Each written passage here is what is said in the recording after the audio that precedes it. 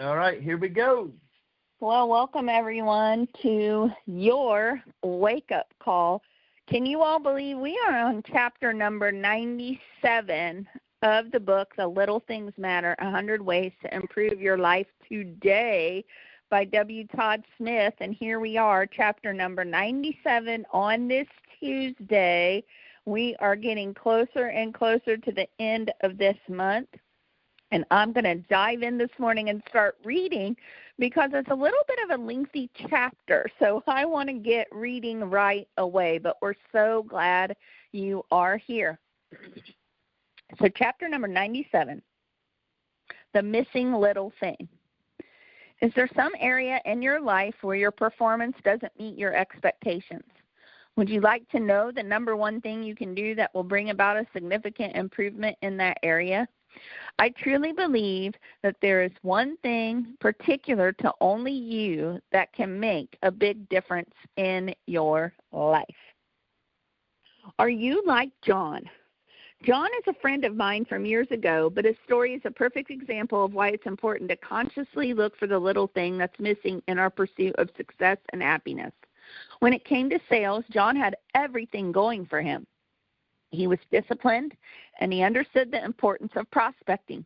He dressed like a successful salesman and was always on time for every appointment. He had all the necessary ingredients to succeed except one. In business and social settings, John didn't know how to connect with people. As a result, he struggled and couldn't figure out what was holding him back. Likability was John's missing little thing. All too often, I see people like John who have tremendous potential but fall short of achieving their goals. They subconsciously ignore something that ultimately sabotages their success. Obviously, there are hundreds of little things that play an important role in our success and relationships in life.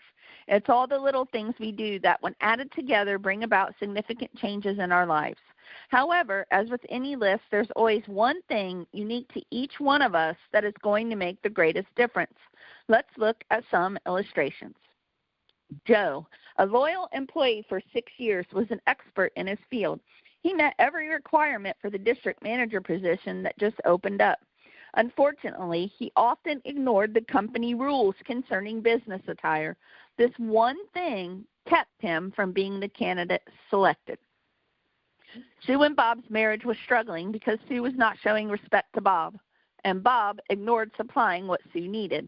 Neither saw his or her role in the unending cycle of withholding from one another. Diane and Jennifer both gave great presentations to a prospective client. The client liked both pitches equally, but found that Diane's need to control every conversation was a turnoff. As a result, the client awarded the business to Jennifer. If Joe, Sue, Bob, and Diane only knew what the missing little thing was that had defeated them, the outcome could have been different. A career advancement, a marriage saved, a sale made. As is true in these examples, oftentimes it's just one thing that keeps us from taking a big step forward. What's the single biggest little thing that is holding you back in your career, or keeping you from building a better marriage, or having happier relationships with your friends or children? When I was in sales, I called all the people who declined my services. I thanked them for giving me the opportunity to present. I told them I was committed to achieving my personal best and asked what I could have done differently to earn their business. It was a goldmine of advice, but one particular recommendation turned out to make the biggest difference. Because I was so focused on making the sale, I didn't take the time to show an elderly couple my genuine interest in the things that were important to them. By incorporating this one piece of feedback, my closing ratio was 100%. With elderly home sellers. I recommend 2 strategies to help you solve the mystery of your missing ingredient. These self-evaluation techniques may be the most demanding in this book, but the potential rewards can be life-changing. The first one, reflect on your past. Make a list of your unmet goals and disappointments. Before you say, no thanks, understand this is not an exercise intended to beat yourself up about the past. Rather, it's an opportunity for you to look for patterns in these situations and learn from them. Number 2, ask for help. Enlist the help of a few trusted friends or colleagues. Ask them, what do you think is the one thing I could be doing differently to improve my work area? I mean, basically fill in the blank. Often the little things we don't see is obvious to others, just as John's likability issue was clear to me. Are you willing to figure it out? You may be just one step away from solving your own mystery and breaking through the barrier that's holding you back. Wow, what a chapter, chapter number 97. Mr. Yount, what is your take on this one? All right. Well, thank you. It's a long one, so we're coming to the end. I think it's, every week we get a chance to talk. I think we always just kind of share the same things. It's the little things that really are the big things. But I think if you really, listen to the message and you kind of get down to the core of it, one thing, that I've always kind of looked at and seen, I mean, we're in business, but also as a former athlete, playing, always kind of relate everything back to sports. And I think one of the most important things that causes, folks to fail is being teachable and just teachable and coachable, and having the humility to accept that. Because, the thing that I wrote down is, he asked one of his prospects, what could I have done differently? So that takes definitely a large amount of humility, and then, a large amount of vulnerability to say, well, why didn't this work, and what wasn't? And then they were elderly folks that were honest enough that really made a difference. I think it goes back to kind of, are you willing to, self-reflect? Are you willing to ask and be humble enough to have someone to give you that kind of accountability? But, as an athlete, I was kind of thinking back, and as we read this last night, read it again today, it just kind of shot into my mind. There's many athletes that I've played, basketball with, over my lifetime, many decades, but they just weren't teachable. They weren't coachable, right? They kind of did their own thing. And I think that starts with pride. And so the little thing that maybe is the unmasked little thing or whatever, it's pride to see that, you're always a student of the game. You can always get better. And, those athletes were very talented, maybe more talented than others, but they weren't the most effective. They weren't the most successful.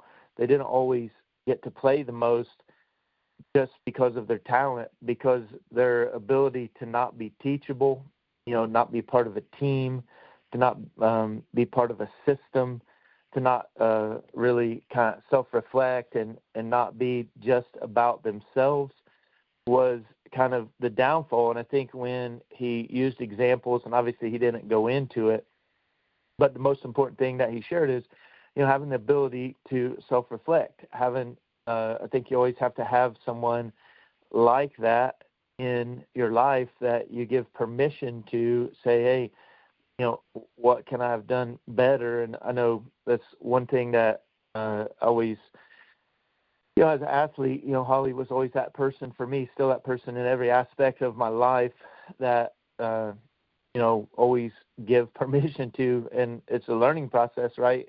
In the beginning, I didn't want to accept that kind of accountability, but it, once we work through that, right, and she helped me in such a huge way to be a better athlete. I was always coachable as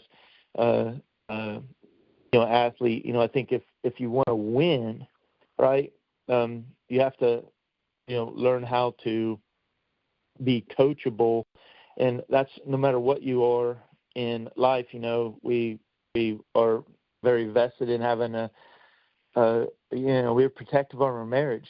Holli and I are coming on 25 years this year. It's very important to us, and it's important to us, raising two young men that will lead a family, in a godly way. And really to be good husbands and be good fathers, right? And they're 10 and 19, and they're on such a great path. But I think it's having the humility to know, like, I'm not always right, and can I get can I have someone that will give me that advice, that self-reflection. And so we always are, together. We're a team, right, in that. And so, whatever it is in your life, whether it's business, whether it's your marriage, whether it's obviously if you're, an athlete, I think in all of those things, coachability is such a big thing, right, that to humble yourself and say, you know what, I need help, right, to do things right way. That's why I absolutely love Brad here. Brad is such a great person to kind of connect with, and he's always willing to help. He's always available. He's always someone that really is vested in helping, and so he's just that great person.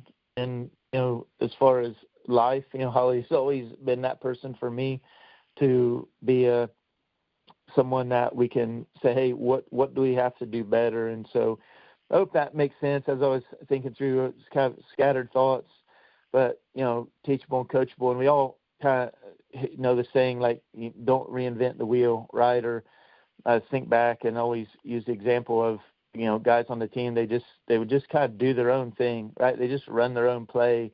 It was really selfish, and it was just for themselves. And sometimes they would score a lot of points. Sometimes they would do well, but they always would cause it wouldn't create success, and long term it wouldn't create winning, whether that's kind of in athletics or in life. I think being teachable is such a big thing. So anyways, that's my scattered random thoughts. Holly will clean it up and make it sound so much better. No, I think that was amazing. Thank you for sharing. I've watched you do this so well.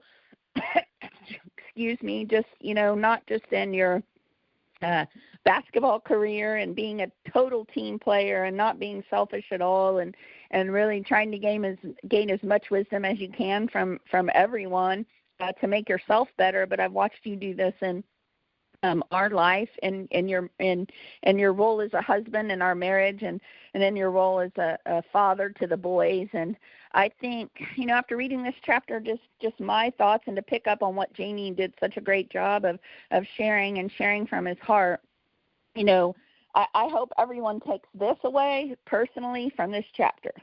There are 6 words that you can ask, okay?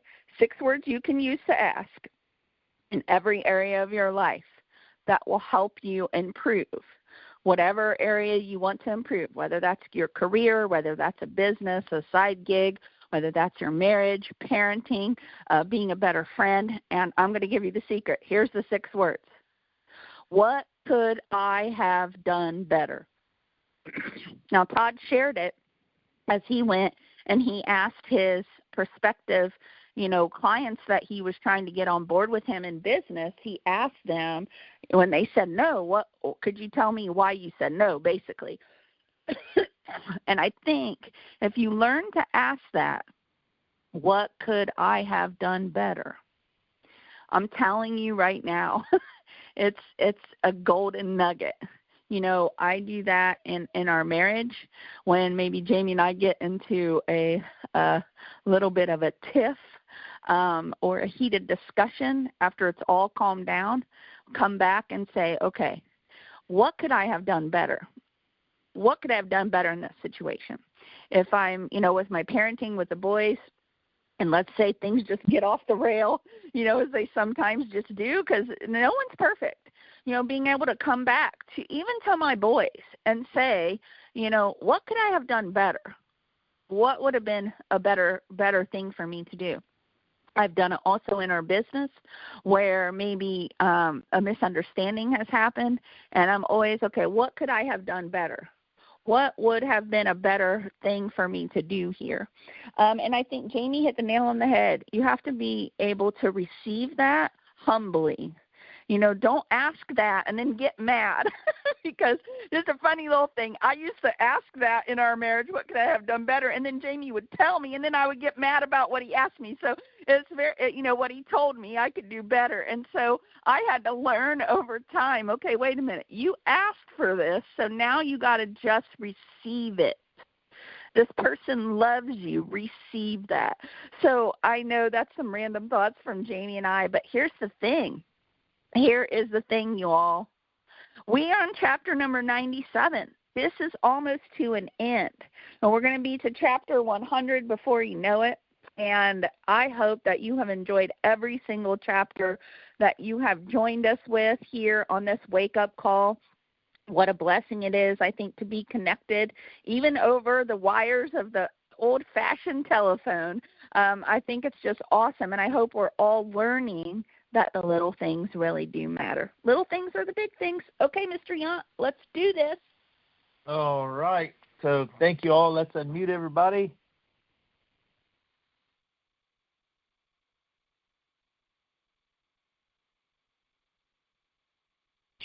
Thank you. Have a good day. Thank you, everyone. Have a good day. Have a good